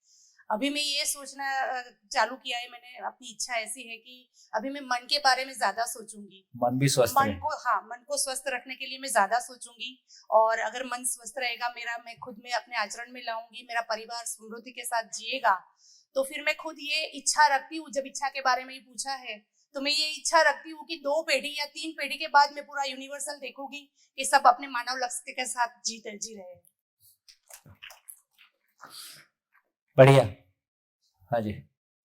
जब मैं शिविर में आई उससे पहले मैं सोचती थी मेरे को ज्ञान की प्राप्ति चाहिए, मुझे जानना है सब। लेकिन अब मैं सोचती हूँ कि पहले मुझे खुद सब कुछ समझना है, फिर अपने परिवार के साथ मिलके सब समझना है, और उसके बाद जो मैंने समझा है वो मुझे समाज में भी देना है। बढ़िया बढ़िया। देखो घर वापसी कार्यक्रम ठीक हो गया। तो ऐसा हमारा ध्यान जाता है, और ये हमको ध्यान में आ गया कि सारी हमारा तन मन धन सारा वहीं लगा है जहां हमारी इच्छाएं हैं। और यदि ये तन मन धन गलत दिशा में जा रहा है तो कल को ये नई प्रॉब्लम पैदा करता है और नए संकट पैदा करता है।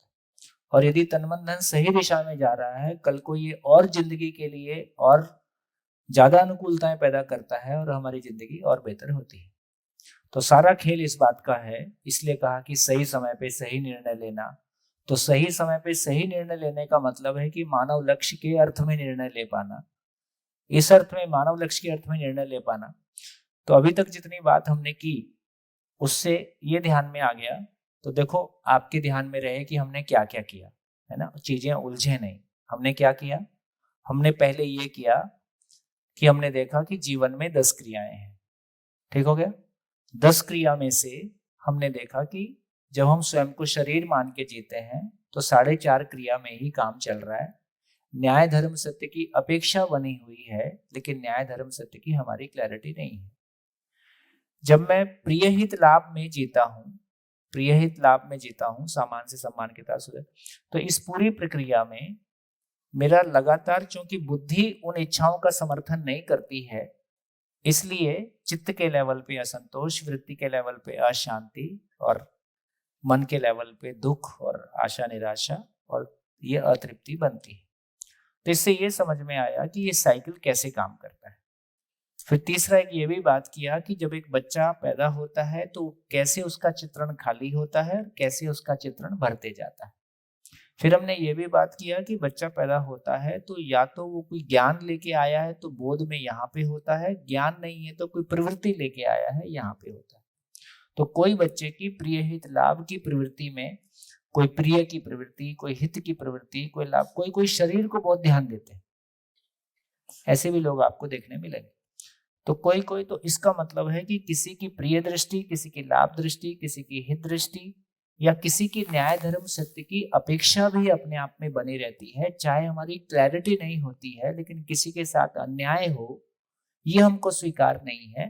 तो हर एक व्यक्ति अपने आप में, यदि अब जांच के देखेंगे तो आप जांच पाएंगे कि मुझ में कौन सी दृष्टि ज्यादा डोमिनेंटली काम करती है, प्रभावी तरीके से काम करती है, या सेट ऑफ दृष्टि का बहुत सारे कॉम्बिनेशन काम करते हैं।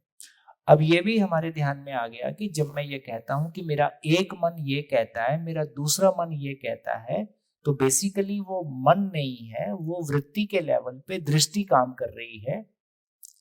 मेरा एक मन ये कहता है का मतलब है मेरी प्रिय दृष्टि कह रही है, या तो स्पर्श प्रिय दृष्टि में ही कई मन काम कर जाते हैं। एक मन कह रहा है लाल रंग भी ठीक लग रहा है, दूसरा मन कह रहा है हरा रंग भी ठीक लग रहा है, या कोई शब्द स्पर्श रूप रस गंध में से इन्हीं में से वैरायटी काम करती है, या दो दृष्टि आपस में, प्रिय दृष्टि कहती है कि ले ले, ही दृष्टि कह रही है कि मत ले। तो ये लाभ दृष्टि कह रही है या हम कोई सामान खरीद रहे हैं, प्रिय भी लग रहा है, शरीर के लिए भी ठीक है, और हमको लगता है नहीं यार पैसा ज्यादा है, तो एक मन करता है ले ले, दूसरा मन कहता है कि नहीं महंगा है। तो इस तरह से हमारी दृष्टियों को ही हम मन कह रहे हैं। जब हम ये कह रहे हैं कि मेरा दिल ऐसा कहता है, मेरा दिमाग ऐसा कहता है, तो बेसिकली जब आप प्रिय हित लाभ दृष्टि के साथ काम करते हैं इसका नाम दिमाग है। जब आप न्याय धर्म सत्य की अपेक्षा से काम करते हैं इसका नाम दिल है।